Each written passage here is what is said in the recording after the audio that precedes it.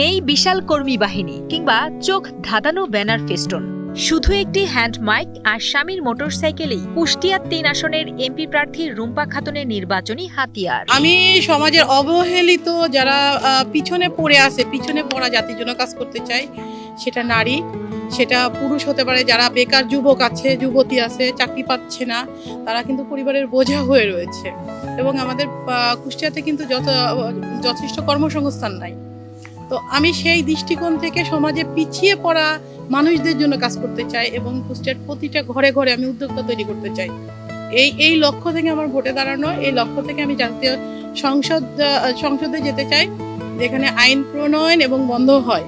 এবং আমাকে অনেক নারী তাদের মনের কথা, তাদের প্রাণের কথা আমাকে দিয়ে বলানোর চেষ্টা করতেছে। তারা আমাকে অনুরোধ করেছে, আমরা আপনাকে ভোট দিয়ে জয়যুক্ত করব, আপনি সংসদে গিয়ে আমাদের পক্ষে কথা বলবেন। আমরা পিছিয়ে পড়া জনগোষ্ঠী, আমরা যাতে পুরুষদের সাথে কাঁধে কাঁধ মিলিয়ে কাজ করতে পারি, তারা আমাদের সেইভাবে দেখে এবং সেই সুযোগটুকু করে দেয়।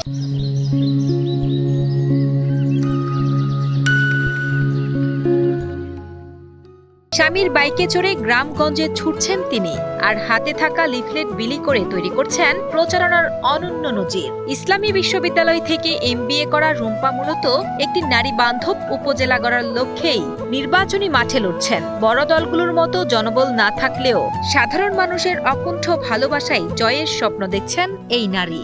আমি আর আমার স্বামী মিলেই কাজ করতেছি, কারণ হলো আমাদের কর্মী নেই।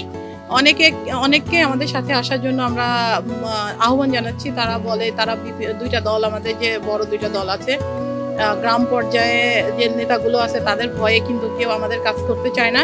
এমনকি আমি একটা ভ্যানালা রেখেছিলাম মাইক পরিচালনার জন্য, 3 দিন কাজ করে উনি চলে গেছে, যে কোনো একটা দোহাই দিয়ে। কাজ করতে চায় না, ভয় পায় যে জামাত বিএনপি যে কোনো একজন জিতলে আমাদের কি হবে। এই জন্য আমাদের ছোট দলের সাথে কাজ করতে চায় না। এই জন্য আমরা স্বামী স্ত্রী দুজনেই কাজ করতেছি। আর ওই যে রবীন্দ্রনাথের সেই গানের মতো, যদি তোর ডাক শুনে কেউ না আসে তবে একলা চলো রে, আমরা একলাই চলতেছি।